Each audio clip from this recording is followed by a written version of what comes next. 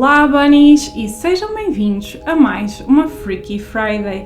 Esta é a segunda Freaky Friday do especial Halloween e nestas Freaky Fridays do especial Halloween eu estou a falar dos casos que foram investigados pelos Warren, pelo Ed e pela Lorraine Warren, que eram investigadores paranormais que investigaram muitos casos.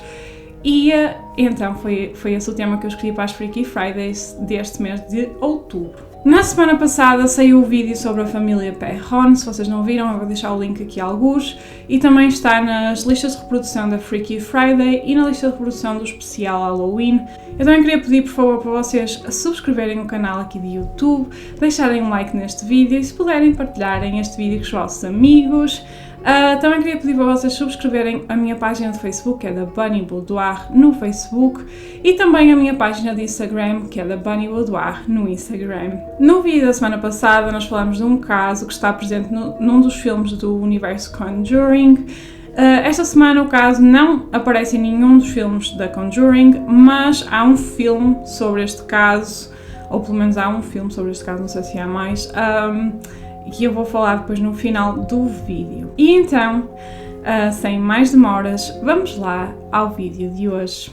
Em 1986, uma família preocupada com o estado de saúde debilitado do seu filho muda-se para uma casa que parece um paraíso. Mas rapidamente percebem que acabaram de abrir a porta para o inferno. Esta é a história de uma assombração no Connecticut.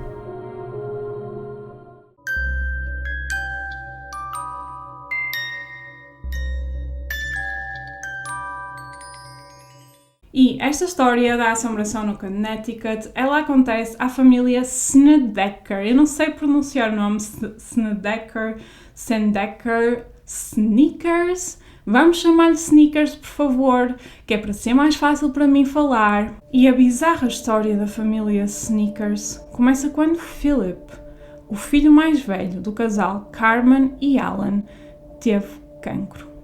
Philip Snedeker foi diagnosticado com linfoma Hodgkin quando tinha apenas 14 anos.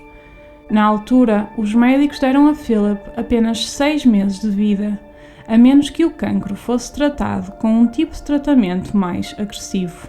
Nesta altura em que o Philip adoeceu, a família Snedeker vivia em Nova York e os tratamentos do Philip tinham que ser feitos num hospital que ficava no Connecticut. Esse hospital ficava a cerca de 500 km de casa deles. E ao início, a Carmen, a mãe do Philip, ela levava-o todos os dias até ao Connecticut e conduzia todos os dias para lá e para cá com o filho. Mas este estilo de vida rapidamente começou a afetar não só a Carmen, que estava muito cansada e não tinha tempo para a família dela nem para fazer mais nada, como também começou a afetar o Philip, que estava muito debilitado, e estas viagens sempre para lá e para cá todos os dias eram muito cansativas para ele. Foi então que a família Snedeker decidiu que se calhar seria melhor mudarem-se para o Connecticut para ficarem mais perto do hospital onde o filho estava a ser tratado. E na altura, com estas despesas médicas muito altas, a família Snedeker estava a passar por dificuldades financeiras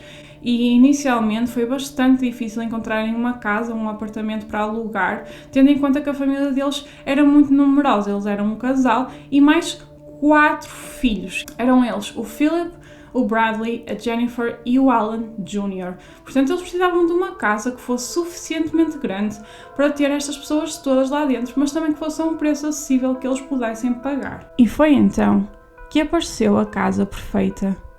A renda era barata, talvez até demasiado barata. A casa era enorme e o melhor de tudo, ficava apenas a alguns minutos do hospital onde Philip andava a ser tratado. Parecia um milagre que uma casa daquelas dimensões e com aquele preço estivesse ali, à espera que eles a encontrassem. E quando a Carmen visitou esta casa pela primeira vez, ela estava a ser toda renovada por dentro, só estavam a fazer obras de remodelação da casa.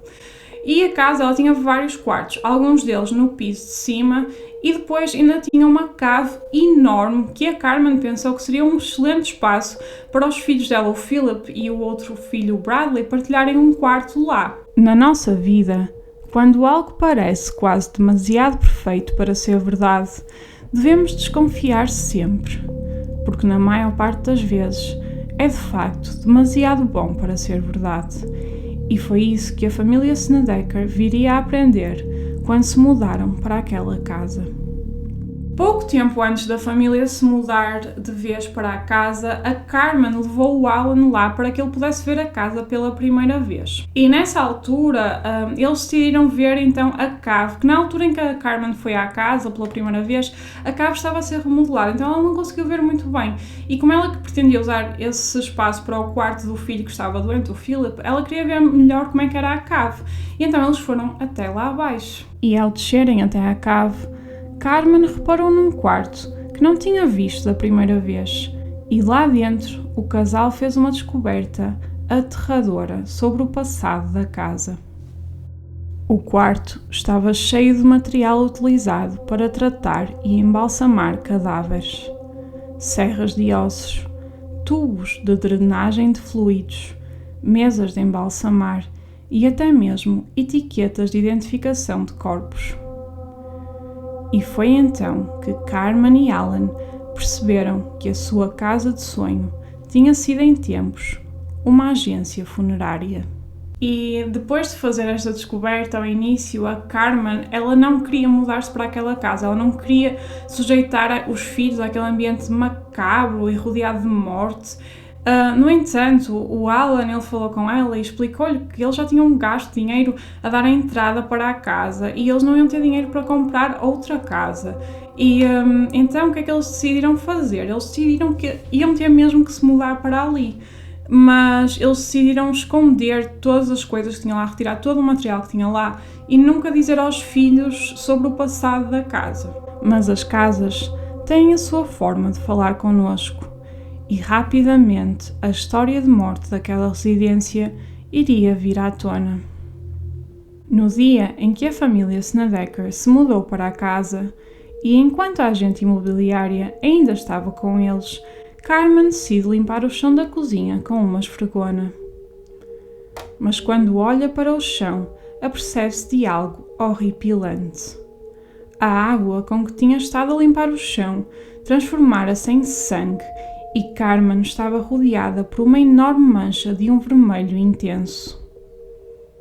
E a matriarca da família, ela ficou assustada e confusa, mas ela ficou essencialmente nervosa por a agente imobiliária ainda estar lá e ir ver o chão naquele estado. Ela não tinha percebido o que é que se tinha passado, mas ela não queria que a agente imobiliária visse que ela já tinha o chão estragado. Ao mesmo tempo que isto acontecia, Philip decide visitar a cave da casa, que seria o seu quarto, e rapidamente sente o ar a ficar gélido à sua volta.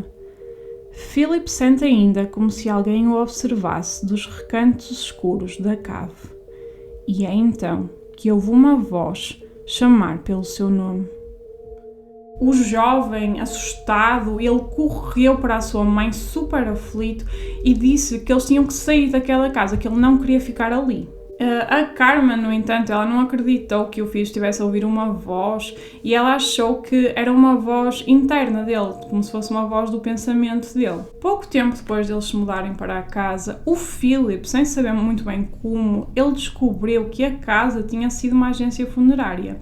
E ele decidiu contar isto ao seu irmão Bradley, que partilhava a cave com ele. A certa altura, a Jennifer, a filha do casal, ela viu uma mulher enquanto estava a brincar no seu quarto. E a criança, ela correu assustada para a sua mãe quando viu esta mulher para lhe contar o que tinha visto. Mas mais uma vez, a Carmen não se acreditou nos filhos e ela achou que, como o Philip e o Bradley agora sabiam do passado da casa, eles tinham contado à irmã e estivessem a fazer confusão na cabeça dela. O Philip e o Bradley também começaram a experienciar fenómenos paranormais na cave durante a noite eles viam muitas aparições fantasmagóricas e eles ficaram tão assustados com isso que começaram a dormir no sofá da sala. A mãe deles, ela ficou muito chateada com isso, porque ela não queria que eles estivessem ali a dormir no sofá. Eles tinham um quarto perfeitamente bom na cave, só que eles diziam que viam fantasmas lá, que viam espíritos e presenças e pessoas lá.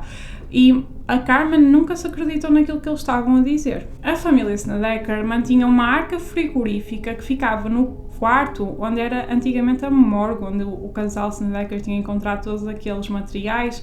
Eles tinham lá uma arca frigorífica. Não era a arca frigorífica dos cadáveres, gente, ok? Já sei que alguém vai pensar que não era, ok? Era uma arca frigorífica normal, por amor de Deus. Mas eles tinham lá, nesse sítio, que era o único sítio que eles tinham espaço para ter a arca. E muitas vezes era pedido às crianças para irem lá buscar comida. O Bradley, ele tinha pavor de entrar nessa sala da morgue, mesmo quando tinha que ir lá buscar comida, porque ele sentia presenças lá e ouvia vozes que, segundo ele, chamavam pelo nome de Philip. O Philip e o Bradley, muitas vezes, eles viam homens vestidos de preto na cave durante a noite e era como se eles estivessem a falar entre eles, como se eles estivessem numa conversa e a mexer em papéis e sussurravam entre eles, mas eles nunca conseguiam perceber muito bem o que é que eles diziam, só sabiam que eles estavam a falar entre eles.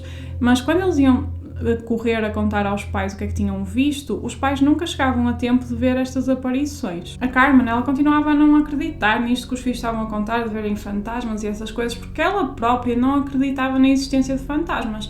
Ela era uma pessoa religiosa, mas para ela, quando as pessoas faleciam, elas iam para o céu, então ela não acreditava que existiam fantasmas, era algo que ela não acreditava mesmo. E na ideia dela, o que os filhos estavam a experienciar era tudo fruto da sua imaginação, aliado ao facto de eles agora saberem sobre este passado macabro da casa ter sido uma agência funerária. A Carmen, ela chegou mesmo a acreditar que os tratamentos do Philip pudessem estar-lhe a causar algum tipo de alucinações visuais, que ele tivesse a ver coisas por causa dos muitos medicamentos que ele tomava.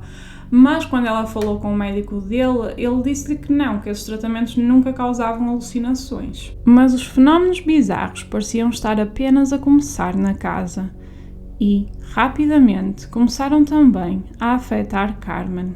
A Carmen, ela começou a notar que os vários crucifixos espalhados por toda a casa começaram a desaparecer. Numa ocasião, Carmen tinha acabado de pôr a mesa e virou costas momentaneamente. Quando regressou à mesa com a comida, os pratos e talheres tinham desaparecido e estavam de volta nos armários. Carmen ficou extremamente confusa, porque tinha a certeza que tinha acabado de pôr a mesa e sentiu como se estivesse a ficar louca. E as crianças, incapazes de provar aos seus pais que aquilo que estavam a experienciar era verdade, começaram a dormir de luzes acesas.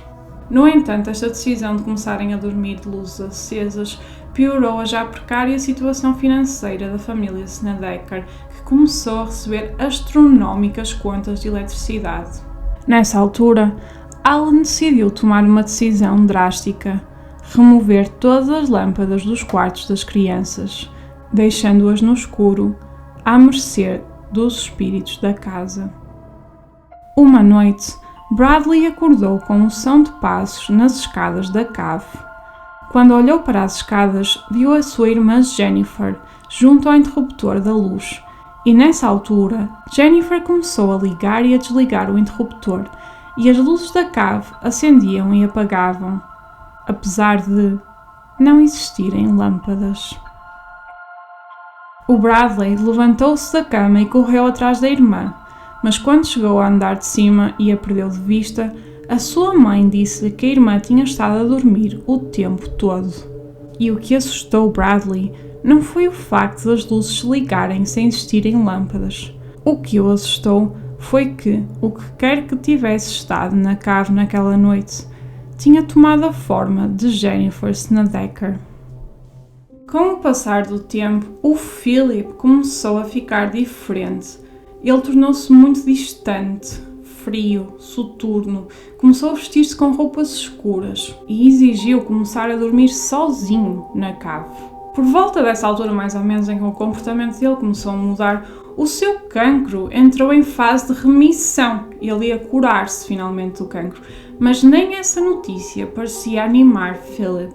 Com o filho a recuperar rapidamente, Carmen convidou a sua sobrinha Tammy, de 17 anos, a passar algum tempo com eles na casa, uma vez que os pais dela estavam a divorciar e era para ela poder ter um ambiente mais estável. A Tammy e o Philip sempre foram muito próximos e a Carmen tinha esperança que, com a presença da Tammy na casa, o Philip voltasse a ficar feliz e alegre como ele era antes. No entanto, as coisas só iriam piorar.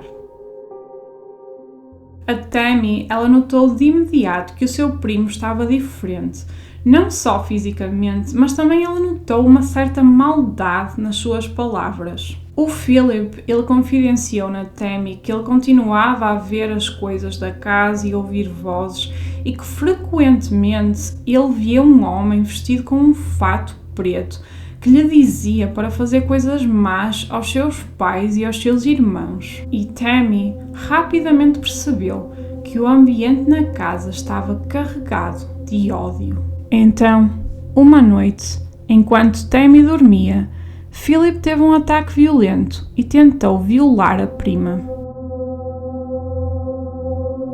Nessa altura, os pais de Philip, absolutamente chocados com a atitude do filho, chamaram a polícia porque ele estava descontrolado completamente e ele foi preso e depois posteriormente internado num hospital psiquiátrico. Nesse hospital psiquiátrico, o Philip foi diagnosticado com esquizofrenia. Philip acabaria por ficar internado 45 dias, a altura em que os seus ataques esquizofrénicos pareciam ter parado por completo e o seu comportamento estava a voltar ao normal. Mas Philip não era o problema da família Snedeker. O problema estava ali, dentro daquela casa, e quando Philip foi internado, a entidade demoníaca da casa virou-se para os outros membros da família. Carmen estava desesperada por acreditar nos filhos. Ela queria mesmo acreditar que Philip não estava doente e que de facto era algo na casa a causar o seu estado de saúde mental instável. Então, uma noite, Carmen desceu até à cave e desafiou a entidade da casa a mostrar-se perante ela. O ar ficou gélido, mas nada aconteceu. No entanto, como viria a perceber, a entidade ouviu-a. Nessa mesma noite em que a Carmen foi até à cave, ela estava sozinha em casa com os filhos e com a sobrinha, uma vez que o Alan trabalhava por turnos e nessa noite ele estava a trabalhar no turno da noite. Carmen estava a tomar um duche antes de se deitar, quando, de repente, a cortina do chuveiro se enrolou à volta do seu rosto e não a deixava respirar. Carmen debateu-se, mas não se conseguia libertar, estando a asfixiar lentamente. Tammy acordou sobressaltada com os gritos da tia e foi aí que conseguiu tirar a cortina do rosto de Carmen. As duas ficaram incrédulas com o que tinham acabado de presenciar. No entanto, a entidade ainda não tinha terminado o seu trabalho naquela noite.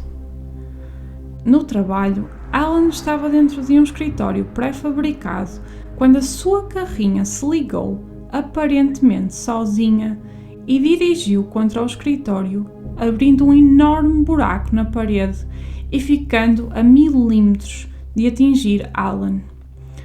Alan tinha as chaves da carrinha consigo dentro do escritório. As crianças da família Snedeker também continuavam a experienciar os fenómenos paranormais da casa. Por exemplo, o Bradley ouviu uma noite a voz do irmão Philip a chamar por ele vinda da cave. No entanto, o Philip estava internado no hospital. E os ataques desta entidade maléfica pareciam piorar de dia para dia. Segundo os relatos de Carmen, Tammy e Alan, os três chegaram mesmo a sofrer abusos sexuais por parte das entidades que habitavam a casa. Que vamos só fazer um à parte é das coisas mais horríveis que eu já vi nestes casos. Abusos sexuais por parte de algo que nós não conseguimos ver é capaz de ser a cereja no topo do bolo infernal que são assombrações em casa. Eu acho horrível. Eu só queria dizer isto. E muita gente pode estar tipo, what? Nunca ouvi falar disso na minha vida, mas espantem-se. Há mais casos de pessoas que sofreram alegadamente abusos sexuais por parte de entidades sobrenaturais. What the hell? E a Tammy, ela até chegou mesmo a descrever-se abusos sexuais e o que é que ela sentia nessa altura. E então, segundo ela, nessa altura, ela sentia como se uma enorme nuvem negra descesse sobre ela e depois ela sentia milhares de mãos a tocarem-lhe por todo o corpo. Ela diz que era algo indescritível, horrível, ela não conseguia fazer nada, ficava imóvel. Oh my god, gente, a sério. É mesmo horrível, gente. Se nós considerarmos que isto é verdade, é... Oh my God. E eu acho curioso este caso nesse aspecto porque o Alan, o pai da família, ele também admite que sofreu abusos sexuais por parte destes demónios ou fantasmas. E eu acho que isto dá uma certa credibilidade ao caso, não sei explicar muito bem, mas eu acho que por ser um homem a admitir isto, eu não sei se faz sentido o que eu estou a dizer, entendem? Mas eu acho que às vezes os homens têm um ego maior neste aspecto e não gostam de admitir este tipo de coisas.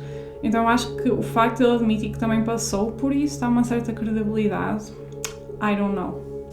Desesperada por resolver esta situação que estava a afetar a sua família, não só psicologicamente, mas também fisicamente, a Carmen decide então falar com um padre católico, que era a religião dela. O padre foi lá à casa e a Carmen contou-lhe tudo o que se tinha vindo a passar com eles. E o padre, o conselho que lhes deu foi para eles ignorarem tudo o que estava a passar e esquecerem completamente tudo o que tinha acontecido e nunca mais voltarem a pensar no assunto. Porque segundo a fé da religião católica, as entidades demoníacas, elas ganham mais energia quanto mais as pessoas pensarem nelas e acreditarem nelas. E então ele queria que eles esquecessem simplesmente o assunto e que nunca mais pensassem naquilo, que era para não dar poder às entidades que estavam dentro da casa. Só que, como vocês devem calcular, é um pouco difícil ignorar entidades que nos estão a abusar sexualmente e esquecer tudo o que aconteceu, entendem? É algo muito complicado não pensar nessas coisas. E é então que a Carmen, ela lembra-se de ver um artigo no jornal sobre um casal de investigadores paranormais que ajudavam a resolver casos deste género. E esses investigadores eram os Warren. Quando os Warren chegaram à casa da família Snedeker e falaram com a família, a Lorraine, ela sentiu-se imediatamente atraída para ir à cave. Lá na cave, a Lorraine, ela sentiu uma presença demoníaca e ela concluiu que a cave daquela casa era uma espécie de portal para o inferno. Existem, segundo o que se diz, por todo o mundo espalhados vários portais para o inferno, por diversos motivos, e segundo a Lorraine, na casa deles, na cave, existia um destes portais. Além disso, quando a família decidiu investigar um bocadinho o passado da casa, que antes era uma agência funerária, eles descobriram que um antigo funcionário dessa agência funerária cometia necrofilia. E necrofilia, para quem não sabe, é ter relações sexuais com cadáveres. Algo que eu considero só nojento. Mas sim, gente, há pessoas que têm mesmo esta necessidade, tipo, é um distúrbio. E segundo eles, havia um funcionário desta agência. E sim, por incrível que pareça, a maior parte das pessoas que praticam necrofilia trabalham em agências funerárias. Eu sei que é horrível de nós pensarmos, mas isto é uma realidade. É horrível, mas existe. E sim, estas pessoas trabalham em agências funerárias normalmente porque é onde elas conseguem aceder a cadáveres, não é? Ok, este vídeo é super macabro, gente. Peço desculpa, mas não posso dizer nada. Halloween, por isso vídeos macabros. E então, segundo o que eles perceberam, este funcionário que praticava necrofilia, o facto de ele estar a praticar necrofilia só aumentou o poder das entidades demoníacas dentro da casa, ou seja, ele estava a fazer uma coisa tão horrenda que ainda alastrou mais esta aura de negatividade e de energia má da casa. Depois dos Warren observarem a atividade na casa e de falarem com a família Snedeker, eles concluíram que a única forma deles se livrarem daquilo que estava dentro da casa era se a Igreja Católica fizesse um exorcismo à casa. No entanto, para a Igreja considerar fazer um exorcismo, eles precisam de provas muito concretas que de facto existe algo demoníaco naquela casa ou na pessoa, se for o caso de fazer um exorcismo a uma pessoa.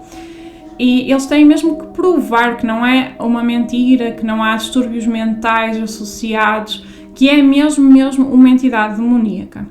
E é aí então que os Warren chamam uma equipa que trabalha com eles de investigadores paranormais para eles todos poderem recolher provas sobre a atividade paranormal da casa.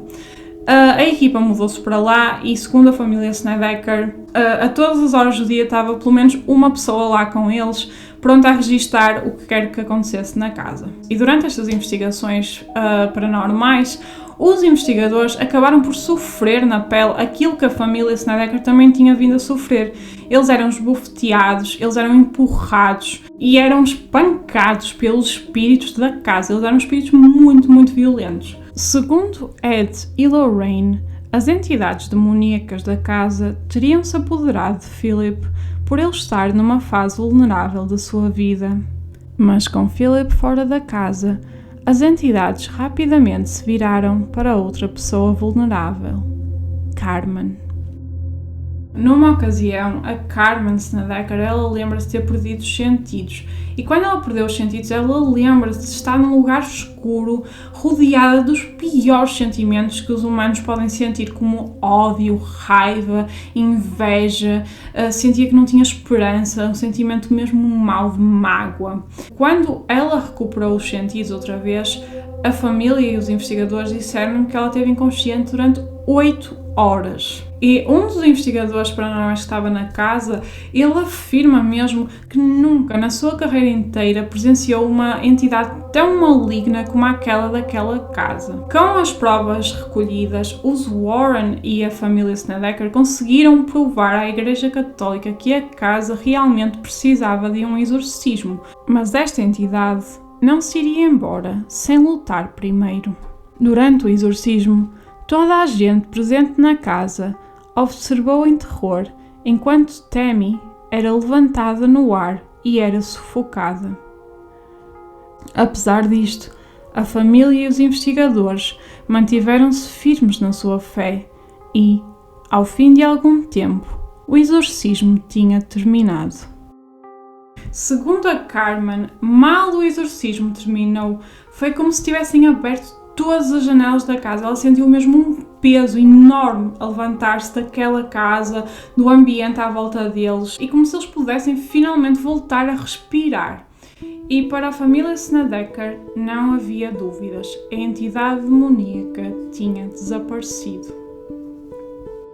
Ainda assim, 2 anos depois do exorcismo, a família Snedeker decidiu deixar a casa no Connecticut. Segundo eles, aquela casa trazia-lhes demasiadas memórias infelizes de coisas horríveis que aconteceram lá e eles queriam começar uma vida nova noutro sítio. E muitas pessoas ao longo dos anos, elas refutam estes acontecimentos relatados pela família Snedeker. Eles dizem que são falsos.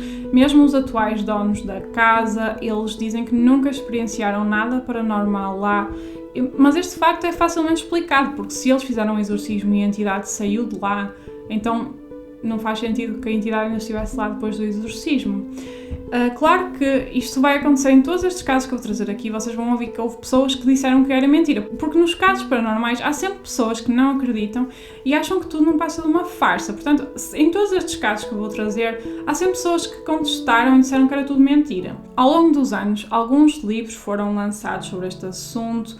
E em 2009 foi então lançado um filme chamado Os Mensageiros da Morte, em português, e em inglês é A Haunting in Connecticut, que é baseado nesta história da família Snedeker. Eu já vi esse filme há muito tempo, eu acho que cheguei a vê-lo no cinema, eu acho que só vi mesmo quando fui ao cinema vê-lo. Eu lembro-me que era um filme bastante sinistro. Tinha umas cenas um bocadinho macabras. Algumas das cenas desse filme obviamente são fantasiadas, nunca aconteceram na realidade, mas muitas delas, como vocês viram neste vídeo, se vocês alguma vez virem um filme, vocês vão ver que muitas delas aconteceram mesmo, até cenas inacreditáveis, como a esfregona que tinha sangue, como os pratos saírem da mesa e irem de volta para os armários, coisas mesmo surreais. Portanto, se vocês quiserem ver o filme, é sempre uma forma divertida de consolidar esta história. Após estes eventos, Carmen Snedeker tornou-se conselheira espiritual e participou na escrita dos livros sobre a sua família. Philip Snedeker recebeu alta do hospital e recuperou do seu cancro, casou e teve filhos, mas o cancro acabaria por voltar e Philip faleceu em 2012.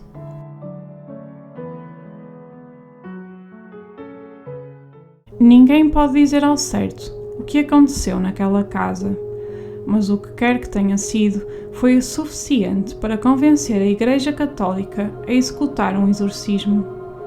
E foi maligno ao ponto de aterrorizar uma família inteira.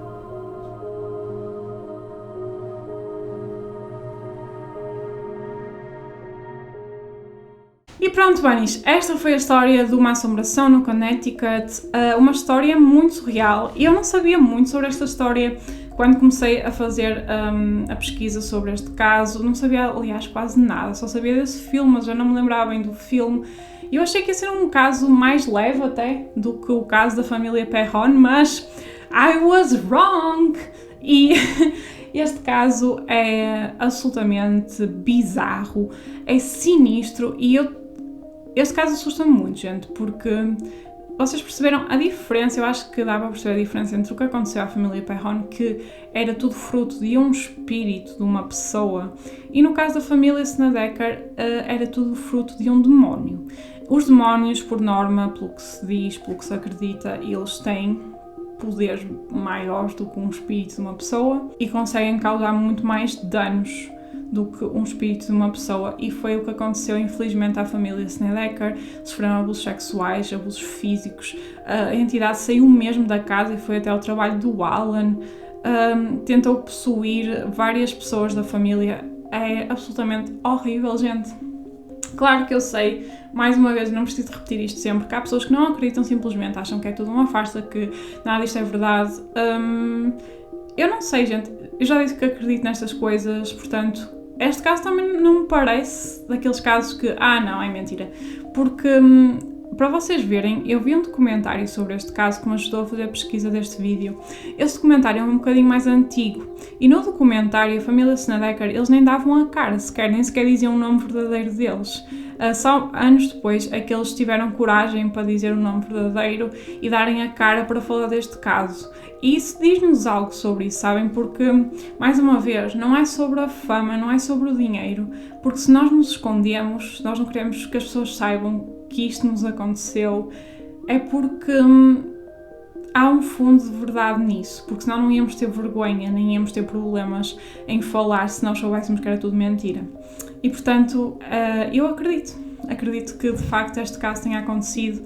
É horripilante, gente, mas há coisas muito bizarras a acontecer no mundo e há coisas muito bizarras a acontecer com entidades demoníacas. Digam-me o que é que vocês acharam. Deixem o vosso like e subscrevam, já sabem. Espero que vocês tenham gostado e que estejam a gostar desta série.